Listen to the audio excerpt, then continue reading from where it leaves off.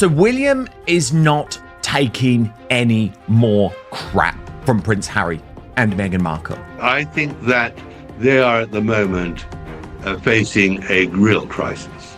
Meghan and Harry's crisis, completely of their own making.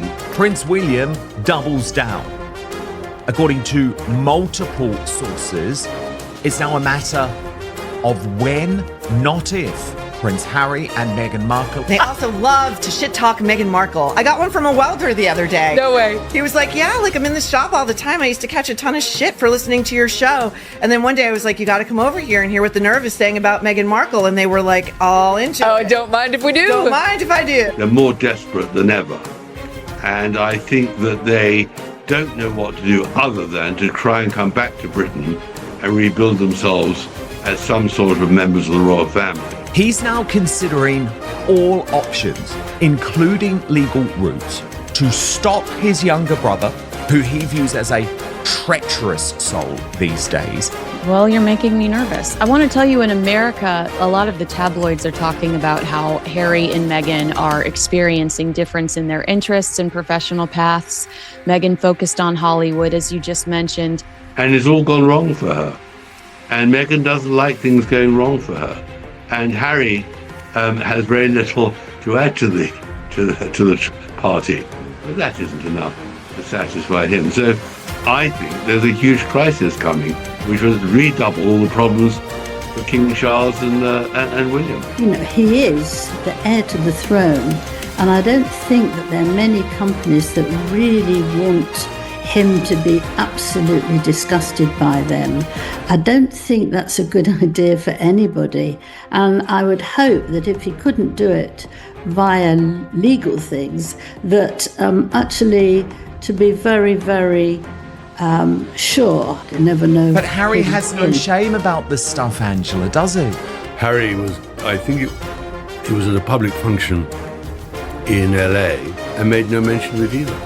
Prince William has reached a breaking point, and this time it's not just anger, it's legal action. No preamble, no softening the blow. A future King of England is reportedly preparing to take his own brother to court over their mother's legacy, over a solemn promise made between two grieving sons that one of them now seems ready to ignore entirely. He's now considering all options, including legal routes, to stop his younger brother, who he views as a treacherous soul these days, from exploiting Princess Diana for money and allowing Meghan Markle to exploit Princess Diana for money, so she is in some way connected by the public with that amazing woman. Today, we're diving deep into every layer of this unfolding drama. The upcoming Diana documentary, the broken brotherhood promise, the behind-the-scenes role of Meghan Markle that allegedly pushed William past the point of patience, the legal realities of whether this project can even be stopped, and later that NBA courtside moment that has body language experts and royal watchers questioning everything about this marriage. Stick around. Every revelation is designed to shock. NBA game, and because she doesn't really like publicity,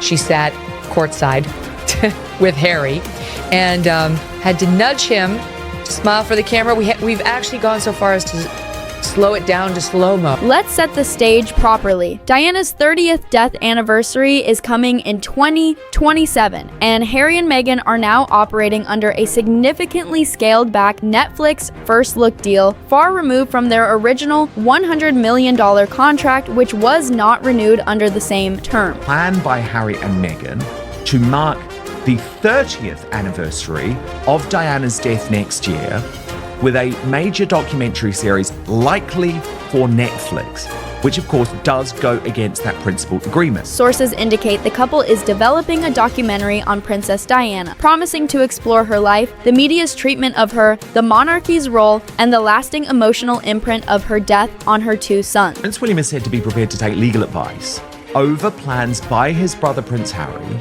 to produce a documentary marking the 30th anniversary of their mother, Princess Diana's death. Project sources have told Radar Online the future king finds the project sickening and deeply depressing and distressing. Their words actually are distressing, I should get that right.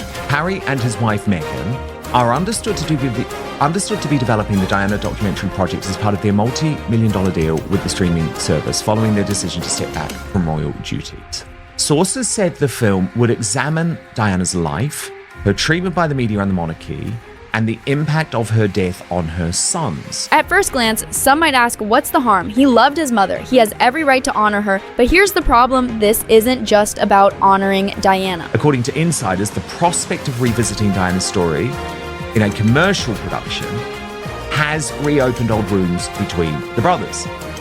But one source said Harry, I would argue Meghan, is determined to proceed.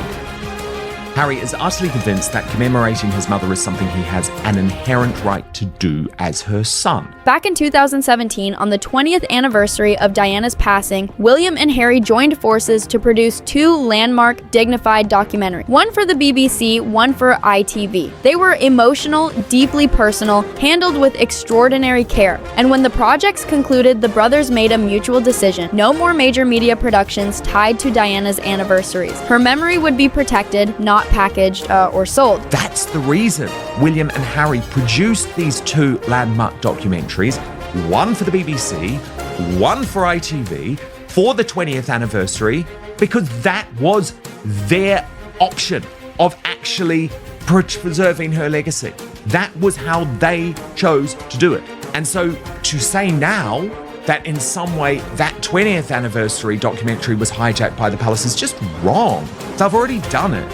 Harry is doing this for money, Meghan is doing this for money and clout. There was no contract, no signature, it didn't need one. The promise existed between two brothers who had just confronted the deepest pain of their lives and stood publicly together to safeguard what remained of their mother's dignity. A gentleman's agreement, the kind that should hold in a relationship built on trust and integrity. Places Harry directly at odds with William.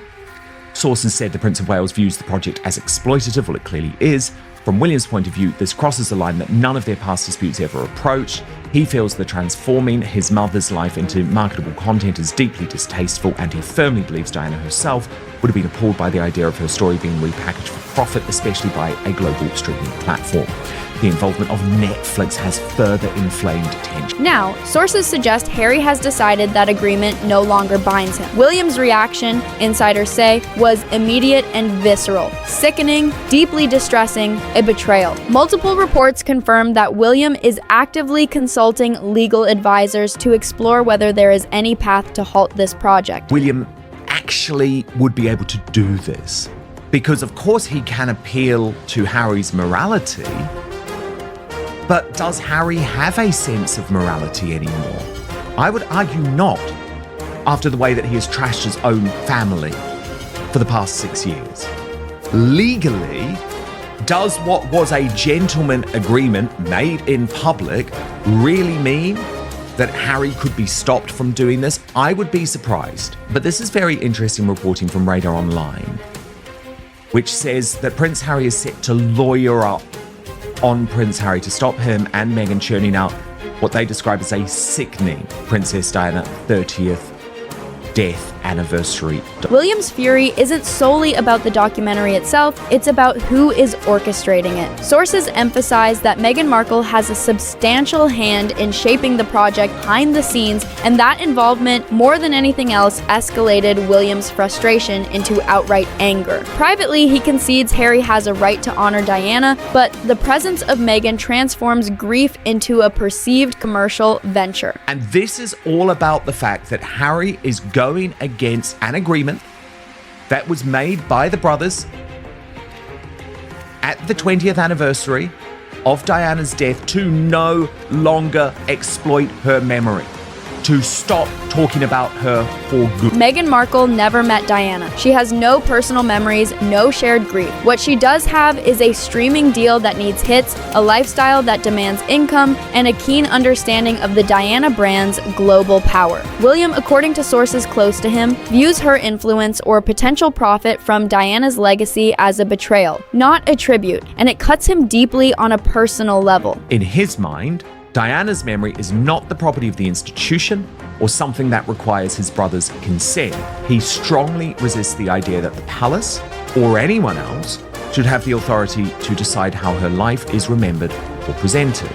The source added William's growing anger over the prospect of the film being in planning has been intensified by Markle's role behind the scenes. And that's interesting to me, because I think William would concede that Harry at least has a right to talk about their mother.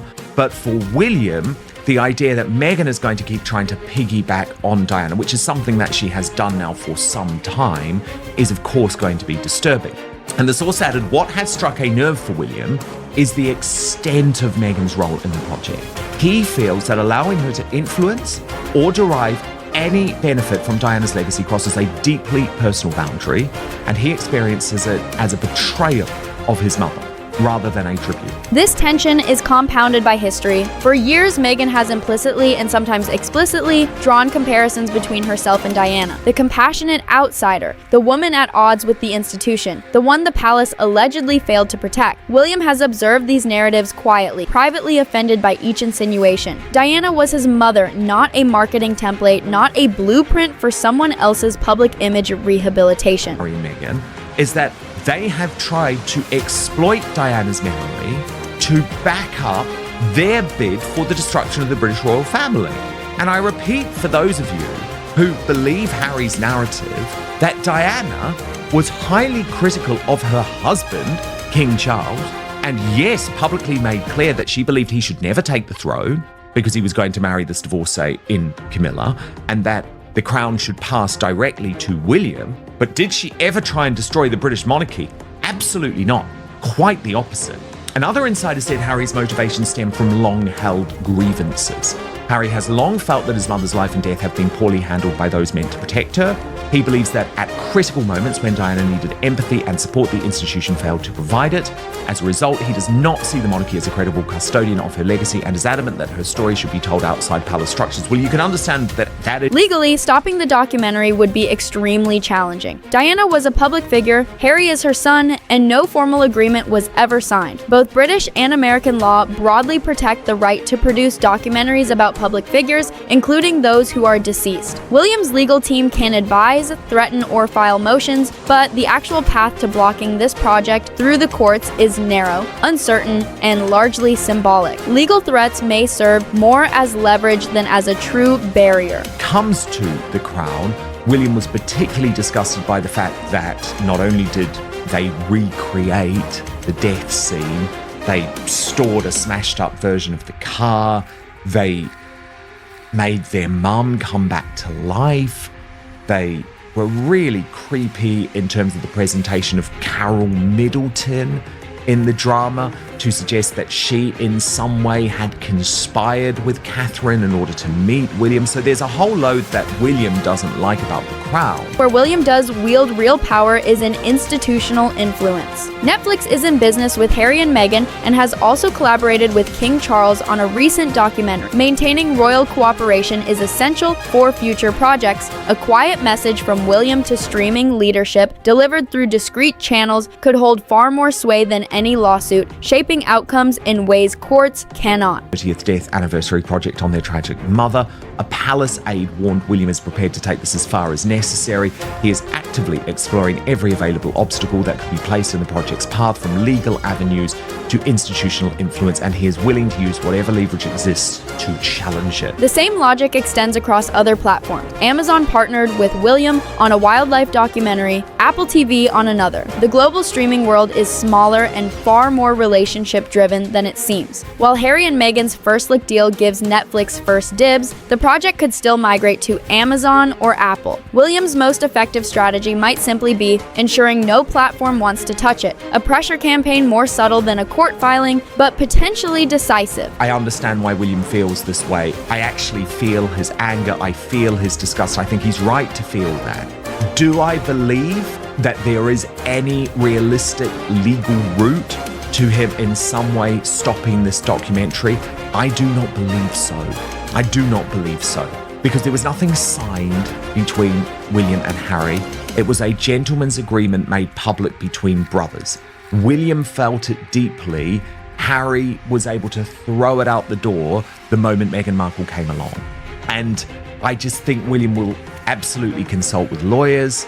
He might make a threat, but in reality, I don't believe he will be able to stop this project on a legal basis. Whether William has the appetite for such a campaign remains unclear, but the option exists, and it may indeed carry more weight than any lawsuit. Meanwhile, far from palace walls, another spectacle unfolded this week, courtside at an NBA game, drawing intense scrutiny and raising questions well beyond basketball. Harry and Meghan appeared front row, highly visible, cameras everywhere, despite previously claiming that media attention threatened their mental health. Slowed footage shows Meghan animated and aware of every camera, while Harry's gestures were minimal, hands tightly clasped, shoulders angled away, responding only when nudged, his acknowledgement fleeting. Body language experts caution that no single moment can define a marriage, but this appearance was clearly calculated, a PR statement of unity amid growing separation rumors. Connecting all the dots, the couple faces financial pressures. Their scaled-back Netflix deal, underperforming ventures, and costly lifestyle demand continuous income. In that context, a Diana documentary is not just emotionally compelling, it's commercially enticing. Diana remains one of the most compelling public figures of the late 20th century. A project featuring Harry's first-hand perspective promises immediate global attention and significant revenue, but the cost is steep. The already fractured relationship with William, the moral narrative